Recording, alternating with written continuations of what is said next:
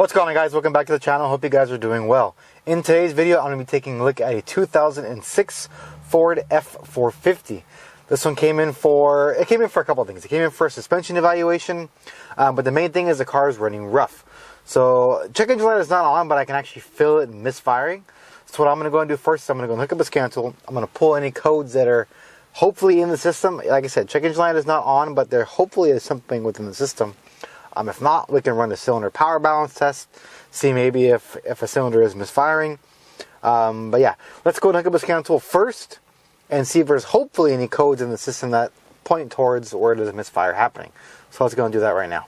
And guys, if you really want to help support the channel, do me a big favor and hit that subscribe button. It really does help the channel. And also turn on the notifications so you know when I'm uploading new content. With that being said, let's get back into the video. Alright guys, so we're actually pretty lucky on this one. It's actually very specific. It's pointing towards a cylinder 6 misfire. That's this one right here, the 278. But the 276 injector circuit low is pointing towards an electrical problem on this injector. So I also see glow plug control module communication fault. And then intake air temperature 1 and a 2 correlation and sensor 2. And also a cylinder 2 glow plug fault. Alright, so to track down the injector circuit low fault, certain cars, I don't believe the 6.0s have it, at least not on my scan tool. They can do what's called an injector buzz test. That'll basically just buzz the injectors individually from cylinder 1 all the way to cylinder 8 in sequence. And what that does is it'll let you see if the injector is actually making noise, it's buzzing the injectors. That will just let you know a little further, okay, hey, that one has actually failed at this time. It's not an intermittent fault. So what we can go and do right now, there's no point in doing an injector kill test, since I know that it's specifically going to be on cylinder 6, and that it actually is misfiring right now. So if I were to kill that injector, it's more likely not going to make a change as far as how the truck runs. But what we can do on this truck is, the injectors have their own harness. So the injector is like this, the harness comes around, and it goes through the valve cover, or at least the lower portion of the valve cover, or the cylinder head, whatever you want to call it. I believe there's like a little plate. There's a cylinder head, there's a plate, and then there's a valve cover. It goes in between that, and the harness plugs into that. So what this truck actually has is what's called a fuel injection control module. It controls basically just the injectors on these trucks. So what we can go ahead and do is we can pull that harness off the injector. It's dead anyway, so it's not going to make a difference. It's going to have 2 powers and 2 grounds. Open and closed power and ground. Open power and ground, and then closed power and ground. So you're going to have power on 2 lines and ground on 2 lines. I don't remember if the power is consistent or if the ground is consistent. I don't remember. It's been a little while since I've checked these. So basically what we're going to go and do is we're going to go into the hood. We're going to take off the air intake boot so we can get the cylinder 6 injector. We're going to unplug it from the injector. We're going to get the power probe. We're going to turn the truck on, and we're going to probe all 4 wires. And what we should have is possibly 2 solid grounds if it's a positive controlled circuit. Then we're going to see 2 powers basically flicker on and off. And if that's working, then we at least know the fuel injection control module is good. I've had the FICMs go bad on these. So we want to confirm that the control module is actually working on this truck. Now if it's a ground control, then we're going to have 2 positives all the time, and we're going to have the ground flickering on and off on both lines. And that's basically just opening and closing that injector. So let's go ahead and get repositioned. Let's get under the hood. Let's gain access to that injector, and let's see if it's actually working as far as the fuel injection control module, or if we just have a faulty injector. Alright guys, so here we're under the hood. So what we're going to go and try and do is we're going to take off the intake air boot. I'm going to try and leave this portion of it on. I'm probably going to go ahead and get it at that band clamp and this band clamp right here, and hopefully just try and take this portion of it off. Leave the remainder of the air filter box in place. This can say put the degas bottle is fine, it's not in the way. We're looking at getting just down here, and that's it. So I can get a straight shot right here. So let's go ahead and try and take this off first. Hopefully it comes off pretty easy. Doesn't fight me. What ends up happening is this part gets real brittle and tight, and it doesn't want to flex anymore. It doesn't want to come off. So let's try that first. If not, then we'll just have to take this whole box part off. We're going to get it right here off the turbo. Cool thing is also when we have this off, we can inspect it, see if it's cracked, damaged, or broken.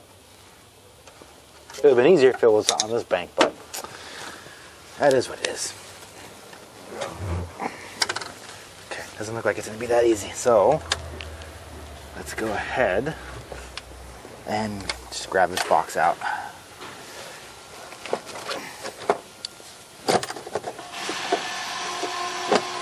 That way you don't have to fight with it and all that good stuff.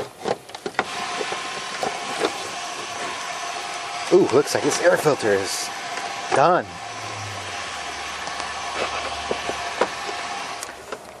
Like done, like oil just consuming it. I'll show you that once I get it out.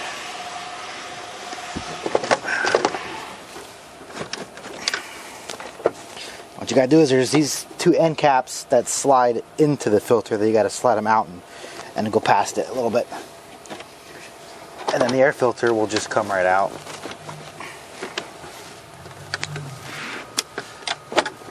Kind of, not always.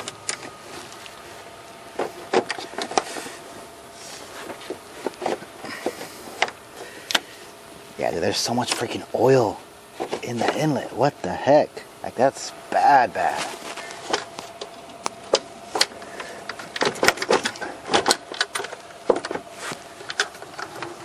Let's try and get it off of here first. Let me get my...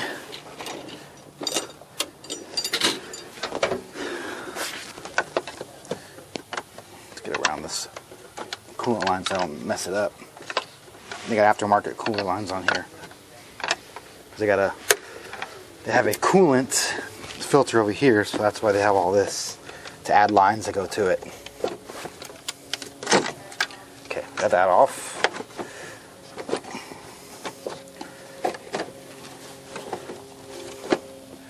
Might be stuck on that line, actually. Try not to have to take off too much stuff, especially on the cooling system. Trying to sneak this by here real quick. But if I have to, I will remove that line. But it doesn't look like I have to. Looks like we can just kind of sneak it around it. Now we're just stuck on the connector right here. Okay, let's get that out of the way. And look at that. That's freaking nasty. I'm definitely gonna have to do it.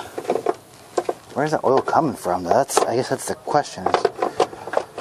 Like, this thing is just covered in oil right here on the inlet. Look at that. It's bad. I have to recommend to see where that's coming from. I have to replace that. It looks like nowhere, actually. Maybe that turbo pipe blew off at one time and they were just driving with the intercooler pipe off and sucked up some of the oil that goes through the turbo. Okay, whatever. Keep moving on. Let's go ahead and get this line off.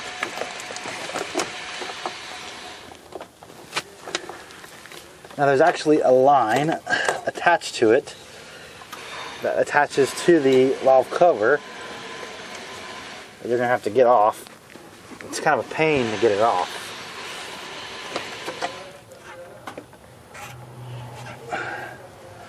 As it uses originally, it uses one-time use clamps, so you have to replace that clamp once you're done. Just put a regular band clamp on there, no big deal. Let me get some cutters and cut that off. Wash my hand a little bit. And let me get some wire cutters and cut that clamp out. And I'll show you which clamp I'm talking about once I'm done getting it off. If I can even get underneath the clamp.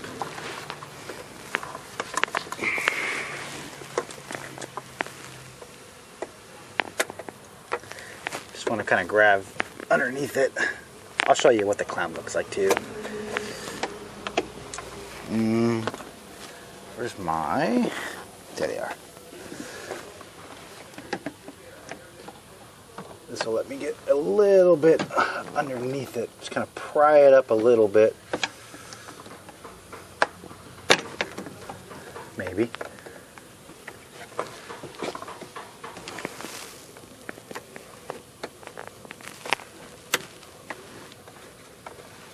You used to be able to, if I'm not mistaken. There we go. Actually, I was wrong on that.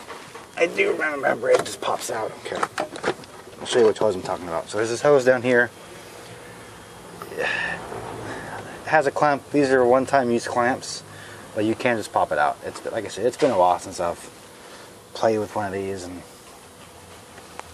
I gotta remember all the little things about them. All right, so now, unfortunately, you can't really see the injector, but it's down over here, and it's just a little push pin. That's push it down. Where there's this pliers right here, or this panel removal tool, just to use it as a longer set of fingers. Push it down, and then it slides right out. And then you get that out, and here is our connector. So, put this pin somewhere where you lose it, the clip for it. Alright, so what I'm going to go ahead and do now is go ahead and hook up the power probe, and we're going to pin these 4 wires while the truck is running. Keep our hands away from the turbo, and then we'll see if we have power and ground. Let me get everything out of this way so it doesn't get sucked up in the turbo as it's running. And we're also going to get some blow-by in our face as well, possibly. But yeah, let's get everything off it. And let's get the power probe hooked up and ready to go. And it should have to be said, but obviously when you're working around a turbo that is spinning, just be careful. Don't stick your fingers in there. Shouldn't want to stick your fingers in there anyways, but hey, you got some people. Okay. Okay. So let's go ahead and get this ready. We're going to go ahead and get in the truck, fire it up, and then we're going to probe those. Fuel injection control module is actually right here. 2 things I've seen with these. Either A, the connectors in the harness break and they start to fall off, but that'll usually cause a no start or a stalling condition. This one doesn't have it, so we're hoping it's just the injector, but yeah, let's go ahead and just probe these and see. Alright guys, so I'm not sure where the vibration shut the camera off, but let's go over this again. So we have the connector off, and what I also did was I'm going to go ahead and pull off the adjacent connector, just because I believe this is going to be too slow to pick up the flickers of the power and ground. So I want to see the voltage coming through these lines, and I'm going to compare it to the next one. That way I know the circuit is fine. If the voltage are the same, then obviously the fuel injection control module is fine. So let's go ahead and fire it back up, and let's go ahead and do that on camera.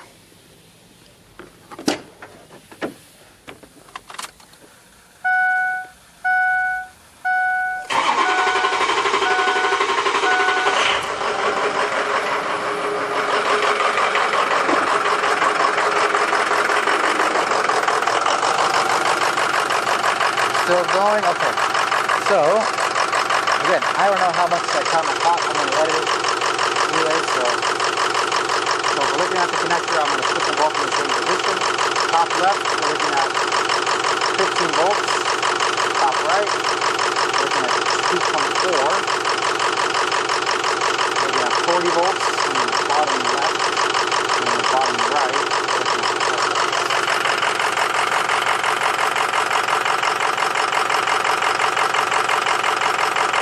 Misfire, so it's kind of shaking a little bit.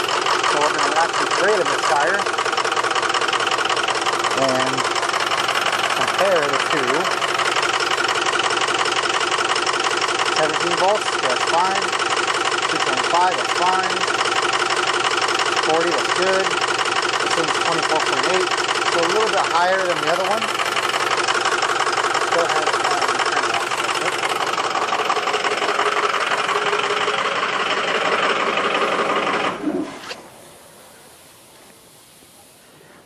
I don't want it running too long while it was actually misfiring on 2 cylinders. So let's go ahead and plug this back in. So I am seeing one that is a little bit different than the other. But there is something on each line, which is fine. So what I can go ahead and do now is notate the colors on this injector line and see which is power and which is ground, and go from there. So let me go ahead and notate what these are as far as color goes. Go to my laptop and we'll see what we have as far as what matches what. Alright guys, so this is where the injector is at. This is the connector right here, the little 4-pin connector. And then, if I get that out of the way, there is the number 6 injector connector right here. So what I'm going to go ahead and do right now, the wiring side of the harness side looks okay. Obviously the power probe is not fast enough to pick up the voltage, with that quick. So what I'm going to go ahead and do next is I'm going to run an ohm test along the pins of the injector itself. You should have 2 that have continuity with one another, and the other 2 should have continuity with one another, but there should not be continuity with all 4 of them. So what I'm going to go do now is I'm going to go ahead and resituate the camera so you guys can actually watch, and then I'm going to go ahead and check the resistance on that injector. Alright guys, so it's going to be a little bit of pain to get into that injector where it sits right now. So let's go ahead and try and put this one through this way. Put this one this way. Then I gotta get some light in there first, huh? Okay, that should be fine. Okay. Let's try this one from this angle.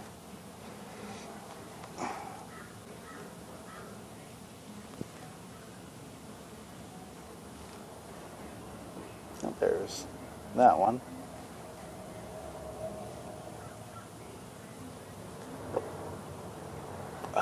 Come on, read, baby, read. You don't want to read, huh?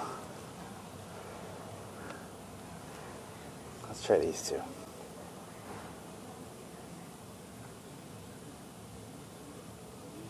I don't know if I'm just not making contact with it, or if I have to change these leads. You know what, let me go ahead and get... No, wait, maybe... Let me get my other leads. These leads aren't going to work. So just bear with me. I'm going to try the ones that I use for checking the male spade connectors. That might be a little bit easier. So let's try this thing. That way I can kind of stick them over it, and hopefully I'll get continuity. Alright, let's try these instead. These are going to be a little bit more a pain in the ass to get in there, but let's go ahead and try it anyways. Looks like the flashlight might be dying. So let's get that one in there first. Come on. Okay, let's hope this works.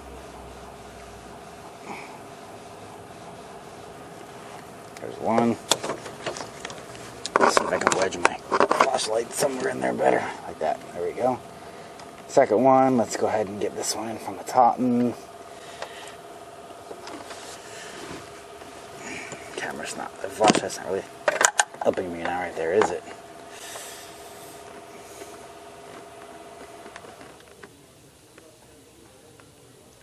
There we go. 0.8. Let's make sure it's not shorted anywhere else. It's good there. Let's check the other one now.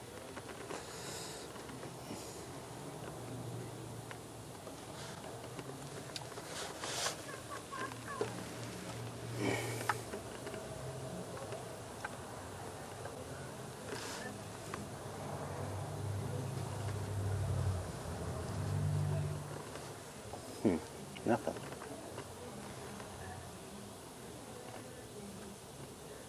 Nada. Okay. Just maybe I'm not on that one, maybe? Okay. Try this again. just real cumbersome to get in there. It's just not.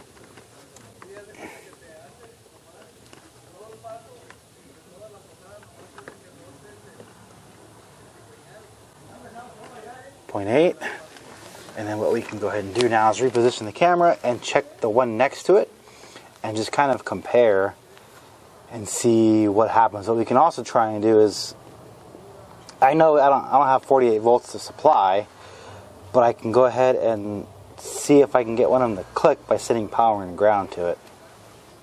That might work, might not work. I haven't actually done that before, but let's try and get this one to compare the resistance.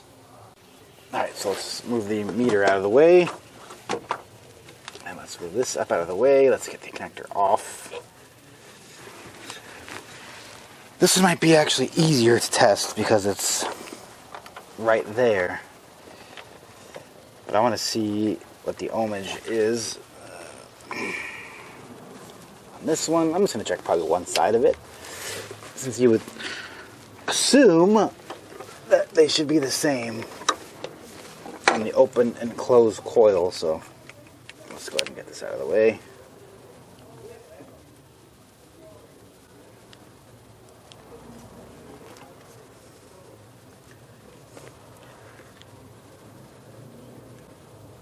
And we're getting 1.0. So they're fairly close as far as resistance goes. And based on the wiring diagram, we do have what needs to be there. Doesn't look broken, doesn't look damaged or anything like that.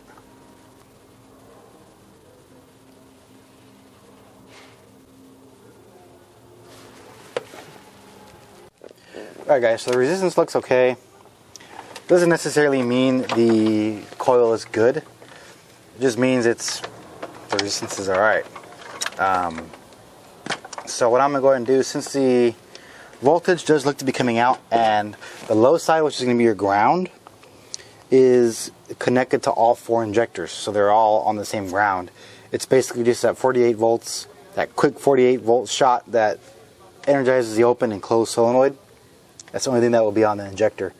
And it does look to be the higher voltage ones are the same on both the ones that I've checked.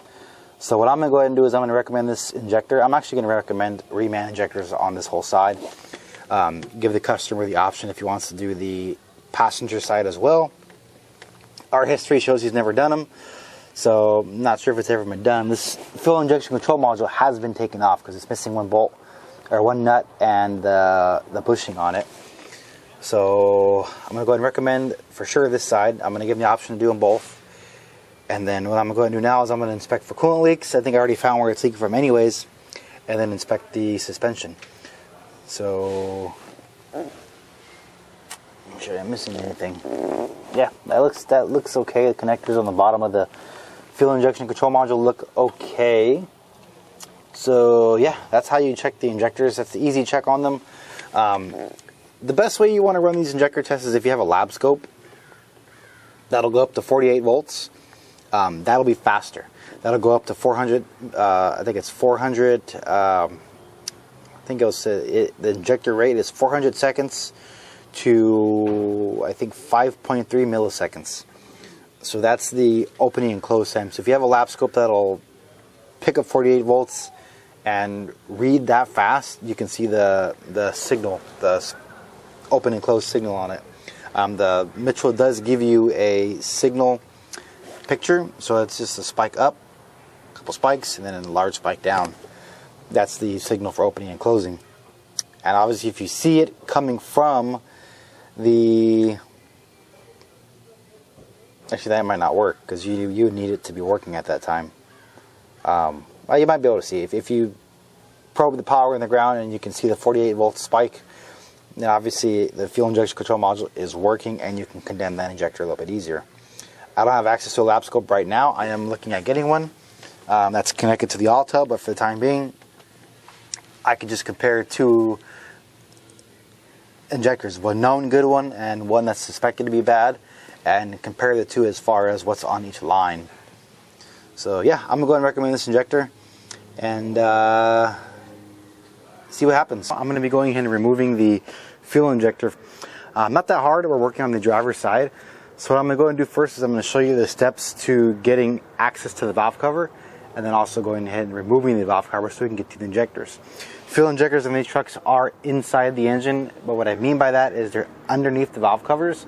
They're where the valve train window is normally at.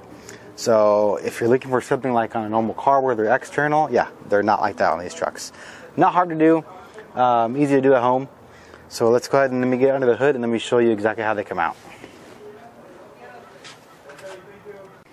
Alright guys, so here's what we're going to be working at. We're going to be working at in this area. So first things first, we're going to go ahead and remove the degas bottle. That will allow us a little bit extra room just to work in this area. From that, we're going to go ahead and remove the fuel injection control module, which is the FICM, is right here. We're going to go ahead and remove that. We're going to remove the bracket that it sits on as well. Obviously, once we have that off, then we're going to just move these harnesses out of the way and take off all the bolts around the valve cover. And then we're going to go ahead and pull that valve cover right off. So let's get the camera resituated and let's go ahead and start tearing away at this thing.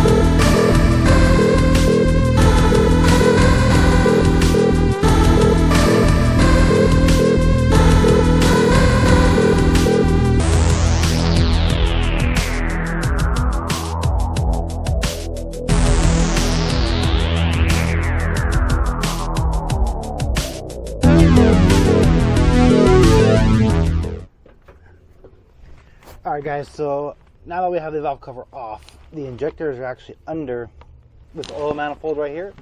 So what we're going to go ahead and do is we're going to remove this oil manifold, and then we're going to get to the injectors. The way you get the oil manifold off is you have one Torx here, here, here, here, one there. We're actually missing one right here. That's not good. Here, here, and here. So they're just small Torx that hold this manifold down, and then we're going to go ahead and pop it off, and then our injectors will be underneath here. So let's go ahead and get my Torx, and then we'll get this manifold off, and then we'll get the injector out. Alright guys, so one thing I want to add, I was checking to see which Torx it is just by putting it on there. Come to find all these are freaking loose. So if you're working on these cars, just make sure you torque these down properly. Now, since they were snug, obviously, oh, you know what? Okay, it's fine. I thought maybe it was stripped or something. With one bolt missing, with all of them somewhat loose, that can cause the oil to leak on the tip of the injector and cause low oil pressure. Obviously, this car was running fine, except for the misfire on that one cylinder, and that's it. So more than likely the oil wasn't leaking, at least not too bad, to the point where it was causing you not to start and stuff like that. But just make sure when you're working on these trucks to torque everything properly, torque them down the specs, torque them in sequence. That way you don't lose a bolt. Now I gotta look around to see if this bolt's in there under this manifold, and these won't come loose on you again. If you really don't trust your torque meter, put a little bit of blue anti-seize in there. That way they won't really back off that easy. So let me stop talking and let's go ahead and get this oil manifold off.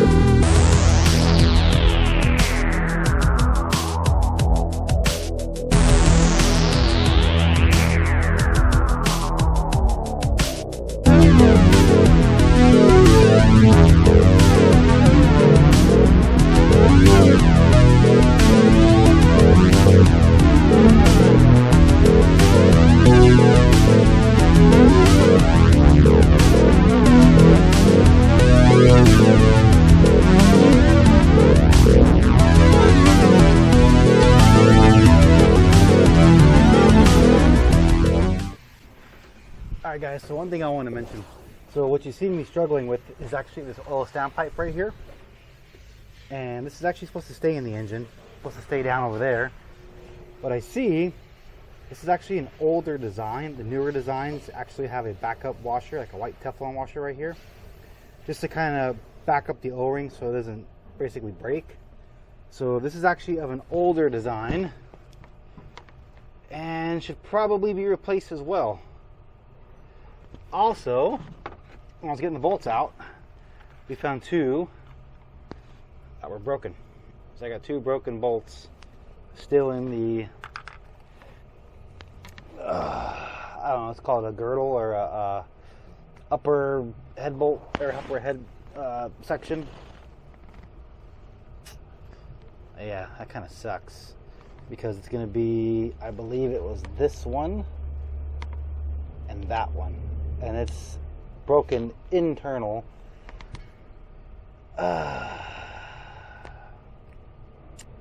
Well, there's our injector right here. There's the number 6 injector.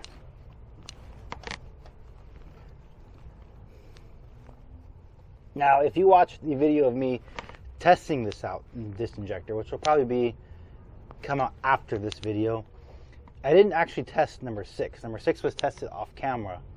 I tested number 4 and number 2 just because these are the two easier ones to get on camera. Even these two were not easy to get on camera, just where these connectors were at. Number 6 is all the way back here. So trying to get camera back there, yeah, that's not possible. But the idea of it is the same. Basically, you check the resistance. So you have 2 wires for open, 2 wires for close. You're going to basically just check the resistance here and here. And you're also going to make sure you have a signal coming through. Power, power, ground, ground. Grounds are tied together. The open and closed power is 48 volts coming from the fuel injection control module. So easiest way to see those is to use a lap scope with the signal and just basically look for that spike. I don't have a lap scope, so I did other testing to do it, but you know, you can check just to make sure you're getting something coming out of here. If all 4 wires are dead, then obviously you have a dead driver on the fuel injection control module. But maybe I'll use a out of the car bench test as far as showing you guys resistance on these on a bad one compared to a working one. But let's go ahead and get the injector out. So the way we get these out is there's one, I can't get it, I know you can't see it on camera, but there is a Torx right here that's on the seat. You screw that off and this will come out, and then this just pops out. So we're going to be replacing all 4 on this side. That was the customer's option to do one or to do them all on this side. And while we're at it, we're going to get the number 2 glow plug out and hope this glow plug harness doesn't disintegrate, because these have a problem with disintegrating too, just come apart. So let's, I believe T45 on this. I have a long one, so let me go ahead and get my Torx to get number 6 out. And we're going to bench test number 6 so I can show you guys. It'll be in that test video. And then take the rest of them out. And then I'll talk with the advisor, see what he wants to do with these 2 broken studs. So what I was explaining to you, if the manifold's loose, this is where your oil comes in right here on the top. That's what helps it actually, open and close. So you'll be leaking oil from the sides because the seals are not tight enough, and you lose oil pressure, then you end up getting a misfire or a no start. Alright guys, so what I'm going to go ahead and do is I got one out without having to drill it. It just was already loose, so I was able to use a pick to kind of pick it out. But we're going to go and have to drill this second one out. So I hate drilling on an open engine. Just I don't want to get no metal shavings in there. So we're going to try and clean it up and protect that area as best as I could. And let's go ahead and drill a little bit down. Just enough so I can get my extractor in there and kind of take it out. Hopefully it's not too tight. I don't think it is, to be honest with you.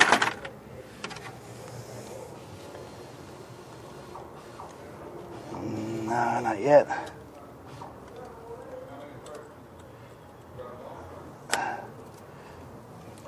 metal shavings out of there. I hate doing this, especially on an engine that's dependent on clean oil. Alright, we're gonna have to keep going.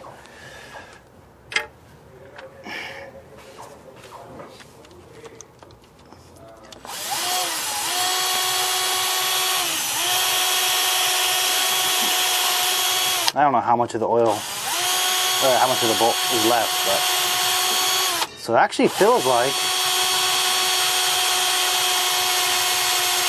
it's spinning, which is a good sign.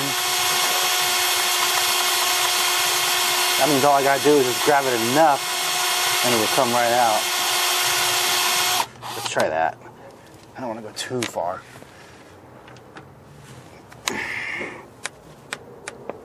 I have to get a vacuum in here maybe, if I can. It should be fine though. Hold on.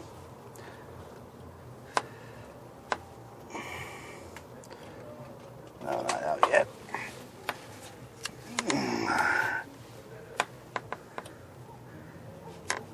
Still nothing. But it could also be, oh, it shouldn't be too tight. Maybe I get another extractor. Let me just tap it down a little bit. Maybe it's just loose on it.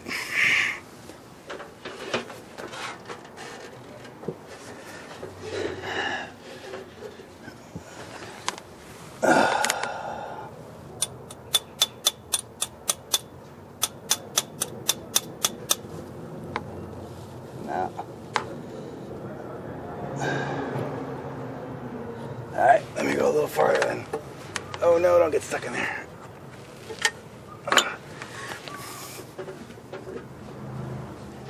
Okay.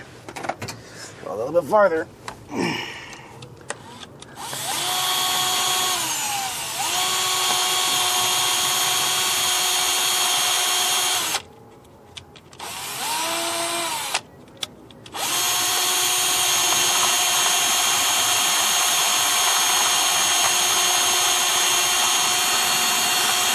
Let me double check. Are these blind holes? Let me see. Okay, wrong one. This one. So they're not blind holes, so I gotta be careful.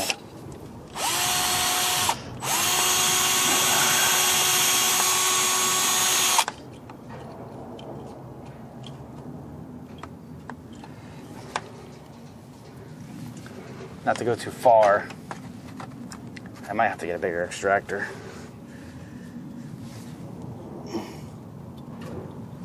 See, it's just a little bit too small. All right, let me get a bigger extractor.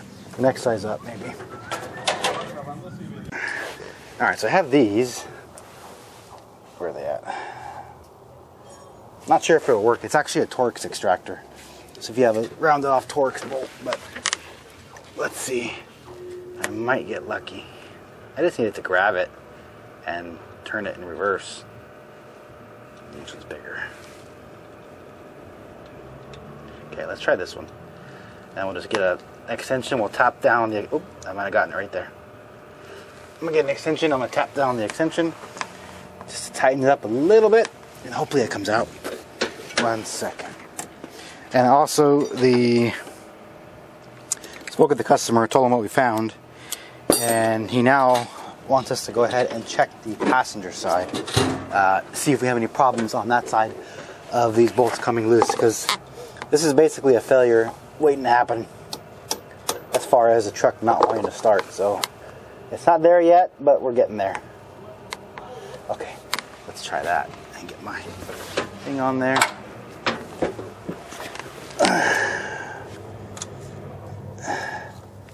And this might work.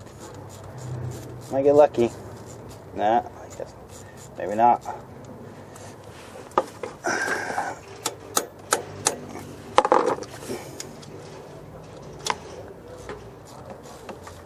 Oh, well, maybe. It's coming out a little bit at a time. So that's actually good. So we're going to just need to keep doing that.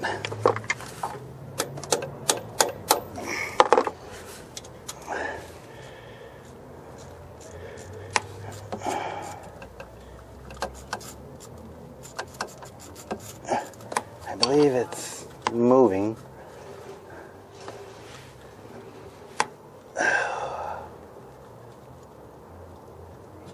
Uh-oh.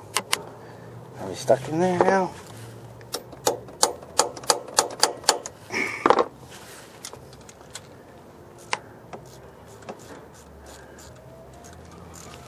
Thing is, I don't have an extractor that specific size. Okay, so we're not stuck in there. Good. That's a good. Yeah, it's just right there at the top. Let me try and grab a pick like I did with the other one and just kind of nudge it out maybe. Oh, yeah. Yeah, let's try and nudge that out. I'm trying to zoom in on that one small spot for you guys.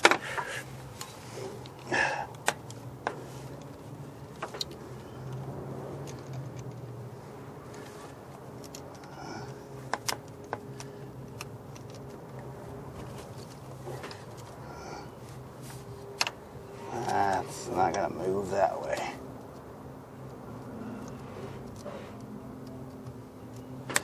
I don't think I drilled. Thing is, I didn't drill it all the way through. So let's try and keep drilling at it for a little bit and see what happens. I know if you're someone who works as a machinist, you're probably looking at me like, no, you're doing it wrong. Well, I'm not a machinist now, am I?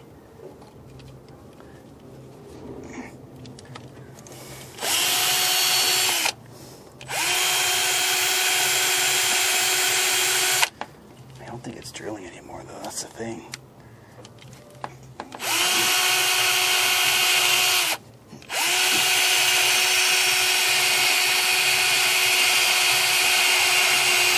I got it.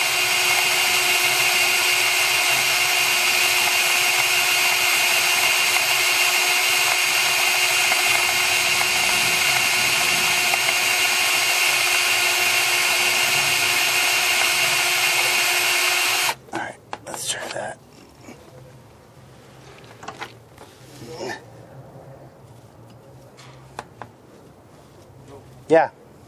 What bolts do I need and how many? Let's wait till I get that side off. Okay. If any are broken on that side, then we can order a set. Because we're going to need those standpipes too. Might as well while we're already in there. Yeah. That way he don't come back with those failing and we got no oil pressure. Okay. I'm surprised we've never been in this engine though. As old as it is. Yeah, I know. They replaced it and they put a new engine and a new transmission from the dealer. Oh. Warranty.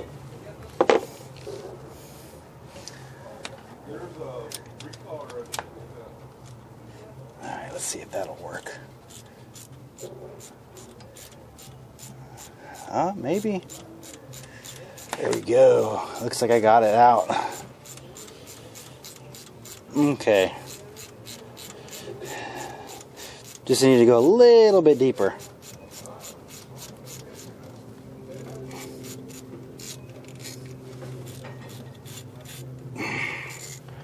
And voila. I could have went a lot deeper. I didn't go anywhere in that bolt, I guess. So that's it. That part's broken. It was stuck inside, so you got them all out. And yeah, let's move on to the next step.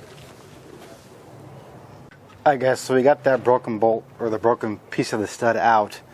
So, good thing is when I explained to the customer what happened as far as there being loose bolts all across the oil manifold and 2 or 3 that were broken, I gave him the option, let's go ahead and take a peek under the passenger side to see if that's going to be the same problem. So he did go ahead and say pull off the passenger side. So before I yank out that injector, I'm going to go ahead and pull out the passenger side real quick. I need to get a parts list to see exactly what all I need. So we're going to get that valve cover off, see if there's anything broken on that side. We're more than likely going to be replacing the oil standpipes because they should have been replaced already. Yeah, that way we can get those in there. That way those don't become a problem in the future. Let's get all that off, and then we'll go step by step on how to pull the passenger side off, and then we'll start yanking that apart.